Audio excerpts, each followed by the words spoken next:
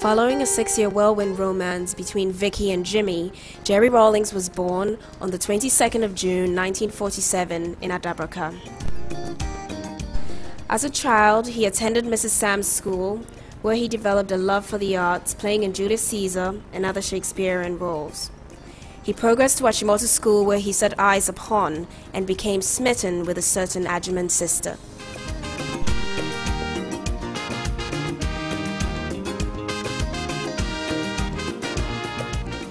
After Achimota School, they went their separate ways. Nana Kunedu went to the University of Science and Technology. While pursuing her degree in interior design, she immersed herself in university life, making lots of friends and taking part in various activities. Jerry John, on the other hand, joined the armed forces to become an Air Force pilot. Flying was his passion, and therefore it came as no surprise when he'd won the Speedbird Trophy for outstanding performance in the flight school. The Speedbird Trophy went to Lieutenant J.J. Rawlings for being the best Air Force cadet of the flying training school.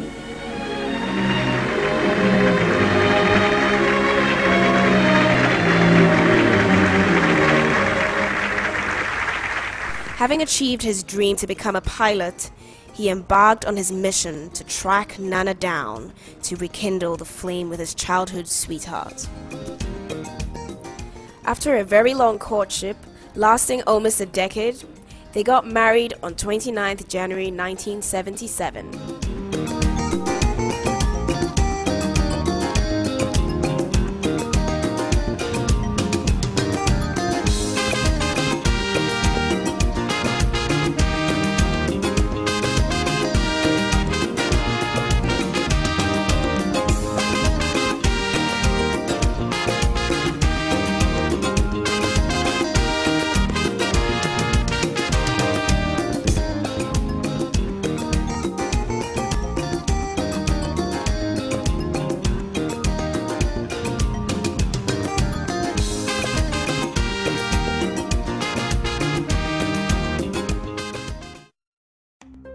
Two years into their marriage, Flight Lieutenant Jerry John Rawlings, like many other Ghanaians, frustrated with their deteriorating economic and political conditions, led a mutiny against the military government at the time.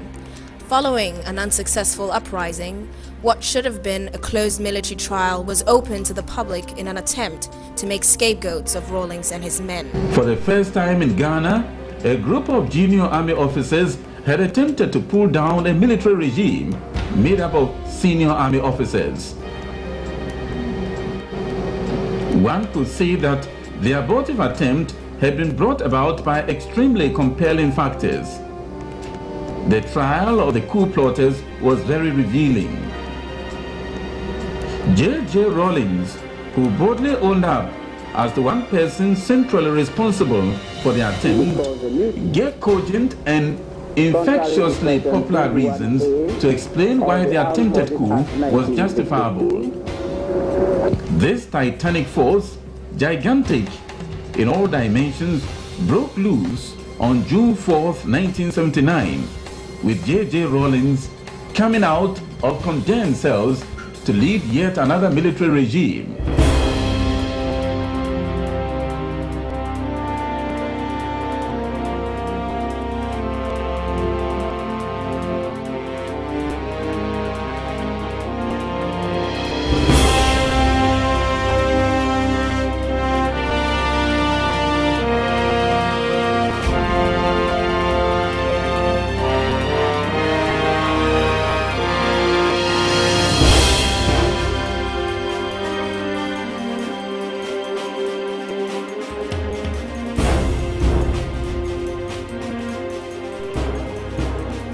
During the AFRC's short stay in office, they underwent a house cleaning exercise of weeding out corruption in the system.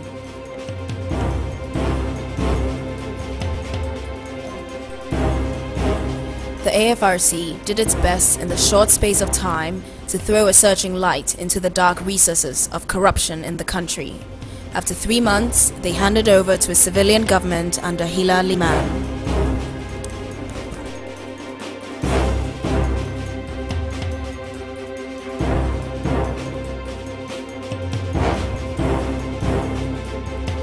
We of the Armed Forces Revolutionary Council during our short stay in power, have demonstrated openly what many people had only suspected before, namely, that the holding of office in government in this country had in almost all cases been used to plunder the wealth of the nation.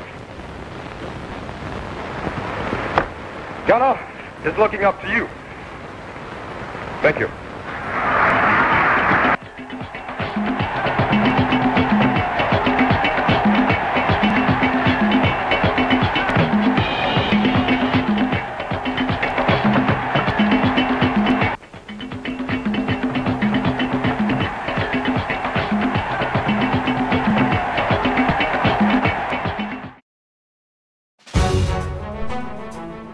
The political and economic situation of Ghana did not improve, and by 31st December 1981, the Third Republic had been suspended to be replaced by the Provisional National Defense Council, led by Flight Lieutenant J.J. Rawlings.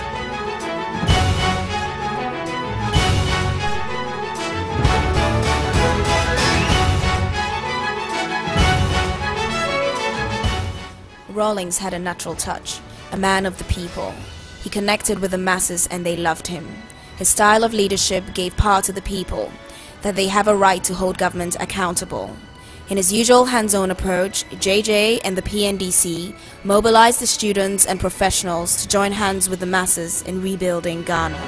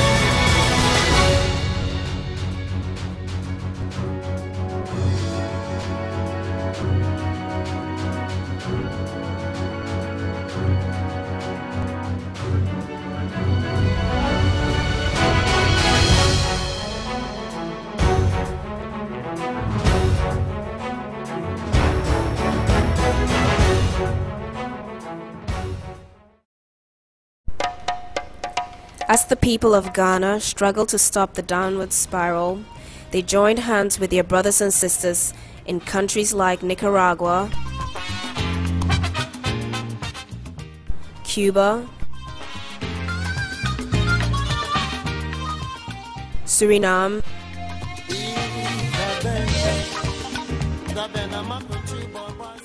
and Burkina Faso in what came to be known as Solidarity in Struggle. As part of his visit, he received the Jose Marti Medal for World Peace on behalf of the Ghanaian people and also met with the Ghanaian students in Cuba. The chairman receives the Jose Marti Medal for World Peace from President Castro at a solemn but impressive ceremony. The award underscores Ghana's commitment to world peace and solidarity among nations, particularly those that remain oppressed and degraded by poverty, exploitation, and unprovoked aggression.